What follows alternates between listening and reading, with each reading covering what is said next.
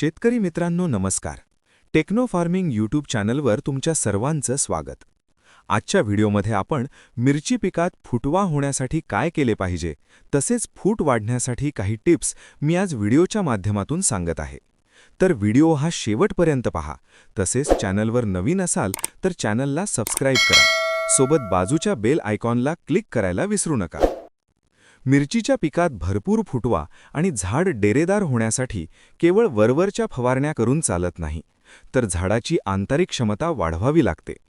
तसेच तुम्ही काम करताना काय काय पिकाला देता व कसं देता हे देखील महत्त्वाचे आहे. खालील मुद्द्यांच्या आधारे तुम्ही सखोल नियोजन करू शकता. तर आपण एक एक मुद्दे बघूयात. 1. मुळांचा विकास, रूट झोन मॅनेजमेंट. झाडाला जितका जास्त फुटवा हवा असेल तितके त्याचे पांढऱ्या मुळ्यांचे जाळे मजबूत हवे. ह्युमिक ॲसिड लागवडीनंतर 10 ते 12 दिवसांनी 500 ग्रॅम प्रति एकर या प्रमाणात ठिबकमधून द्या किंवा आळवणी ड्रेंचिंग करा. यामुळे जमीन भुसभुशीत होऊन मुळांना ऑक्सिजन मिळतो.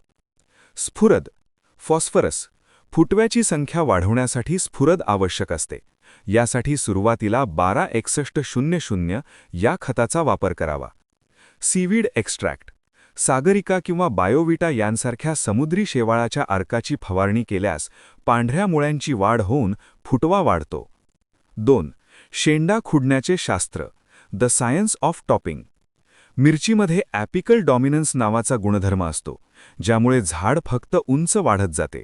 त्यामुळे शेंडा खुडणे हे चांगले असते.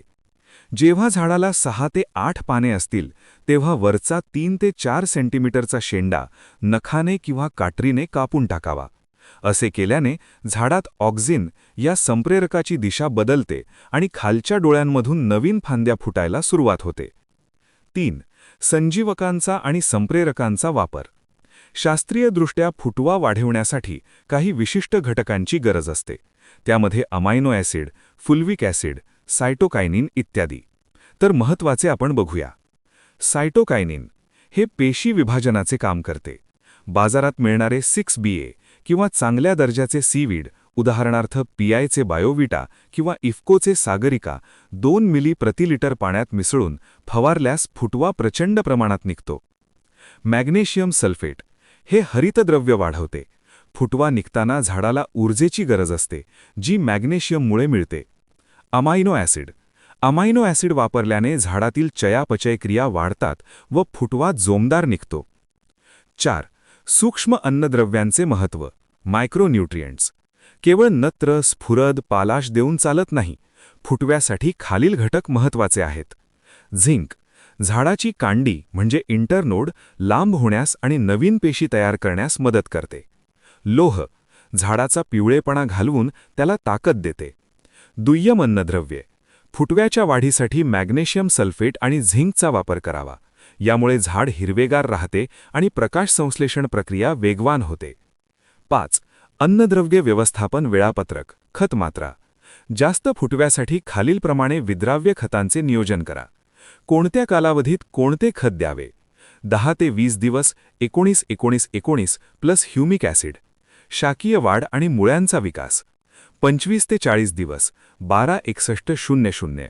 फांद्यांची संख्या वाढवण्यासाठी 40 दिवसांनंतर 13-40-13 किंवा 0-60-20. नवीन कळ्या आणि फुटव्याला मजबूती देण्यासाठी. यांसोबत योग्य ते PGP म्हणजे प्लांट ग्रोथ प्रमोटर घेऊन ड्रिपमधून सोडले रिझल्ट आणखीन चांगले मिळतात. 6. थ्रिप्स म्हणजे फुलकिड्यांकडे विशेष लक्ष द्या.